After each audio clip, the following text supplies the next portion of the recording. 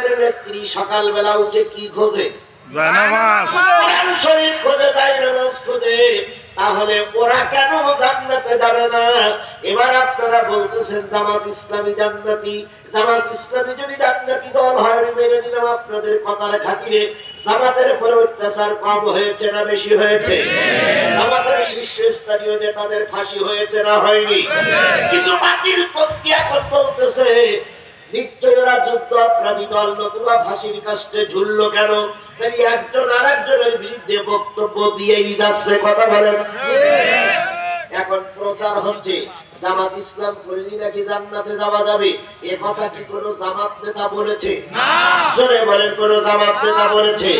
আল্লাহর কসম, জামাত ইসলামী করলে জান্নাতে যাওয়া যাবে না। তবে জামাত ইসলাম জান্নাতের রাস্তা দেখায়। কথা কি বুঝতে পেরেছেন? আমি জামাত ইসলাম করলে জান্নাতে যাওয়া যাবে, কে বলেছে? কে বলেছে? কে বলেছে? আর ওনারা বলতেছে, একদল বলতেছে আমাদের দল করলে জান্নাতে যাওয়া যাবে। এরা বলতেছে না, এরা বলতেছে না, এরা বলতেছে না। ওনারা বলতে পারে, আমরা ইসলামী দলের লোকেই বলতে পারি না। সুতরাং ওনারা বলতেছে জামাত ইসলাম যুদ্ধ অপরাধী দল, রাজাকার। জামাত ইসলামী ইসলাম কি বলে? দেশদ্রোহী। সুতরাং ওরা যাবে জাহান্নামে। আর আমরা বলতেছি 16 বছর ধরে ওরা আমাদের মেরেছে, ওরা যাবে জাহান্নামে। তাহলে এর সমাধান তো আসতেছে না। এ বলতেছে ও জাহান্নামে, ও বলতেছে জাহান্নামে, তাহলে সমাধান আসতেছে না। এখন বর্তমানে আমাদের একই মশারির ভিতরে থাকা দল বিএনপি, তারা বলতেছে আমাদের ভোট দেন, আমরা জান্নাতে নিয়ে যাব। তারপরে বলতেছে তারেক জিয়ার নাম নিলে উজু করে নেওয়া লাগবে।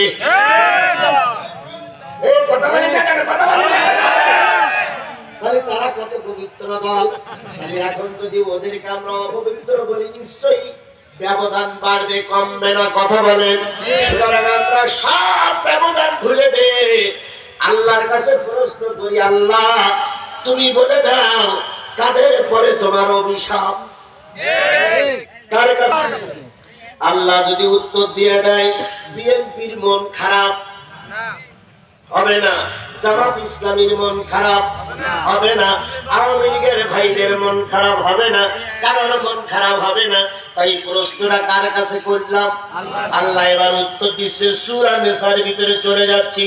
আল্লাহ রাব্বুল আলামিন উত্তর দিচ্ছে। আল্লাহ রাব্বুল আলামিন উত্তর দিচ্ছে, আলাম তারা ইলাল্লাযীনা উতু নাসিবাম মিনাল কিতাব। হে নবী, আপনি কি তাদেরকে দেখেন নাই যাদের সামনে আসমানি গ্রন্থ কিতাব আছে? এই লোকগুলো কি আপনারা দেখেছেন? কে জিজ্ঞেস করছে? আল্লাহ। কোরআন শরীফ জামাত ইসলামের সামনে আছে না নাই? বিএনপির সামনে আছে না নাই? আওয়ামী লীগের সামনে কোরআন আছে না নাই? জাতীয় পার্টির সামনে কোরআন আছে না নাই? হাত পাকার সামনে কোরআন আছে না নাই? আল্লাহ বলতেছে আপনি কি তাদেরকে দেখেন নাই যাদের সামনে কি আছে? তাদের সামনে কি আছে? বলুন তো, আওয়ামী লীগের বাড়ি কোরআন শরীফ আছে? এই কথা বলেন, আছে? বিএনপির বাড়িতে কোরআন শরীফ আছে? আছে। আচ্ছা, জাতীয় পার্টির বাড়ি কোরআন শরীফ আছে? আল্লাহ বলতেছে আপনি কি তাদের দেখেন নাই যাদের বাড়িতে কোরআন আছে, যাদের অন্তরের ভিতরে, বুকের ভিতরে কোরআন আছে? কিছু না জানলেও সূরা ফাতিহাটা জানে। এই সমস্ত লোকদেরকে আপনি দেখেন নাই যাদের কোরআনের কিছু অংশ আছে অথবা কোরআন আছে, অথচ এই কোরআন বাদ রেখে ইউমিনুনা বিজিবতি ওয়াত তাগুত, তারা ঈমান এনেছে মূর্তির উপরে আর ঈমান এনেছে তাগুতের উপরে। মূর্তি আগে ছিল না? ছিল না? এই ফ্যান্ডা নেতাদের দিকে দেন তো, ঘুরে ওই দিকে দেন, আমার দিকে মোটা বাতাস আসে না। খেয়াল করুন, মূর্তি আগে ছিল না? ছিল না? কত টাকা যে মূর্তির পিছনে ব্যয় হয়েছে আল্লাহই ভালো জানে। তখন ছিল আব্বার মূর্তি। আর মূর্তি জাতির আব্বার মূর্তি। এখন আবার যদি আরেকটা দল ক্ষমতায় আসে, হয়তো এবার হবে স্বামীর মুক্তি। আল্লাহ বলতেছেন যারা নিজেদের শান্তি শৃঙ্খলা বজায় রাখার জন্য মূর্তি বা ভাস্কর্য তৈরি করে, ওদের পরে আল্লাহর লানত, ওদের পরে আল্লাহর অভিশাপ, ওদের পরে আল্লাহর গজব। তাহলে যে ব্যক্তি মূর্তি ভাস্কর্য তৈরি করে ওদের পরে আল্লাহর গজব, এ কথাটা কে বলছে? আরো জোরে বলেন। বাংলাদেশ জামাত ইসলামী ক্ষমতায় যাওয়ার পর মনে মনে যদি সাইদির মূর্তি অথবা ডাক্তার শফিকুর রহমানের মূর্তি তৈরি করে, আল্লাহর কোরআনের ভাষায় জামাতের পরে আল্লাহর লানত। এরকম মূর্তি মনে মনে হওয়ার সম্ভাবনা জামাত ইসলামের দিয়ে কি আছে?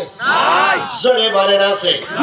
কিন্তু যদি আরেকটা দল ক্ষমতায় যাবার জন্য চেষ্টা করছে, ওনারা তো 290টা আসন পেয়েই গেছে। 290টা আসন পেয়ে গেছে না ভাই? বলে তাড়াতাড়ি ভোট দেন, 290টা আসন আমাদের। এবারও আমরা যাব, সামনের বার আমরা যাব, তারপরও আমরা যাব। তারপরে জামাত চিন্তা ভাবনা করবে, তাহলে 3বার ওনারা চলেই গেছে ক্ষমতায়। কথা বলেন ঠিক না বেঠিক? এই পার্টি ক্ষমতায় যাক, আমরা বাধা দেই না। তবে ক্ষমতায় যেয়ে যদি কোনো ভাইয়ের মূর্তি, স্বামীর মূর্তি, তারপরে কি শ্বশুরের মূর্তি, নেতার মূর্তি দেশে দেশে নির্মাণ করে, আল্লাহর ভাষায় ওদের পরে আল্লাহর লানত। কথা ক্লিয়ার? কথা ক্লিয়ার? বুঝলেন তো বুঝলেন, না বুঝলেন তো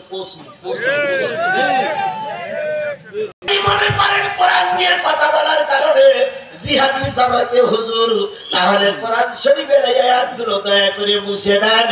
আমিও বলবো না, কোনো বক্তাও বলবে না। তাহলে যারা মূর্তি নির্মাণ করবে তাদের ঘরে আল্লাহর কি? আরো জোরে বলেন, তাদের ঘরে আল্লাহর কি? 1 নম্বর পয়েন্ট কি বোঝা গেছে? 1 নম্বর পয়েন্ট কি বোঝা গেছে? এবার একটা হাদিস বলি, মান তাশাব্বা বিকওমিন ফাহুয়া মিনহু। যেই জাতির সঙ্গে, যেই দলের সঙ্গে যাদের ওঠা বসা, যেই দলকে যারা ভোট দিয়ে ক্ষমতায় বসাবে, ওই দল যখন লানতপ্রাপ্ত হয়ে দোজখে যাবে। আপনারা যারা ভোট দিচ্ছেন, সাপোর্ট দিচ্ছেন, বিশ্বাস করুন আল্লাহর কোরআন সত্য। আমি আজকের কথাটা সত্য বলে গেলাম। যদি ওই দলে সাপোর্ট করেন, ওই দল যদি জাহান্নামে যায়, আপনাকেও জাহান্নামে যাওয়া লাগবে। কালকে হয়তো প্রচার হতে পারে জিহাদি বলে গেছে বিএনপির পরে আল্লাহর গজব, হয়তো হতে পারে বিএনপি জাহান্নামের দল। খোদার কসমে কথা বলার অধিকার নাই, জীবনেও নেই। তবে যারা মূর্তি বানাবে, তাদের উপর হবে, মনে মনে মূর্তি তৈরি করবে, তাদের পরে আল্লাহর কি? এইটাই বলছি জিহাদি। বলুন তো, গোটা বাংলাদেশে যে মূর্তিগুলো ছিল, আপনাদের ওই জল ঢাকা ছিল জয় বাংলার মূর্তি,